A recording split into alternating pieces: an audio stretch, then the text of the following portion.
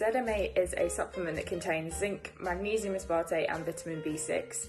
So the claims of zinc and magnesium supplementation is that it increases testosterone, it reduces catabolism, so it reduces protein breakdown in the body, it's thought to improve the immune system and also improve other adaptations to training. Zinc on its own is an essential mineral. It plays a really important role in brain function and immune function, and it's required for the activity of a load of other different enzymes.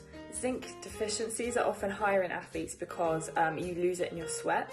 And if your levels are extremely low, it can lead to worse performance and also a worse immune system. Magnesium is also an essential mineral. It's a really important cofactor for a whole load of cellular reactions in the body. Also plays a role in neuromuscular function, cardiovascular function, immune and hormonal functions. And again, because you lose it in your sweat, athletes tend to have lower levels of it. A lot of this has come about off the back of a really early study that showed when footballers took ZMA supplementation, it increased their free testosterone by 30% and it increased their strength by 250%.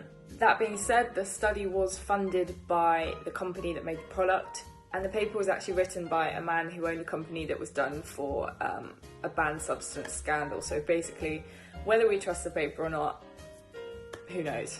More recent research has not supported the findings unless the person was already deficient. A healthy person that's already getting those through their diet won't experience any benefits from supplementing with ZMA. And in terms of testosterone boosters as an overall topic, people tend to think that the more testosterone they have, the more muscle that they're going to build, but it doesn't quite work like that.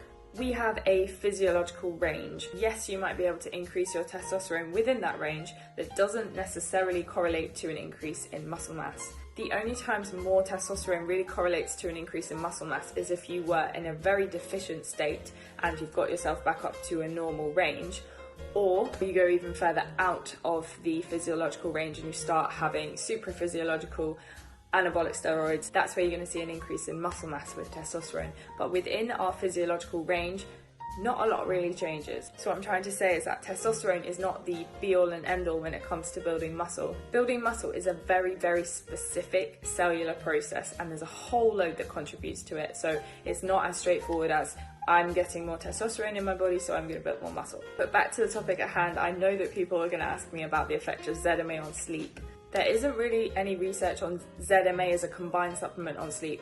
The only things we can really look at are the effects of zinc and magnesium separately. There is evidence to suggest that women that have more zinc in their serum and their hair sleep longer, and also newborns that have more magnesium have quieter sleep. At the moment, the research isn't there for us to say whether ZMA is actually really influencing sleep or not. There are still a lot of areas for research though. It's clear that ZMA supplements can really help people that are deficient in it. They're still quite lacking research in other areas, for example females, untrained people, potentially elderly people. As I mentioned earlier, there needs to be more looked at sleep. As I said, athletes are probably more likely to be deficient in these anyway, so that's something to consider from a nutrition standpoint, a diet standpoint. But on the whole, for most people who aren't deficient and are just normally healthy, probably not going to see a benefit from supplementing with ZMA.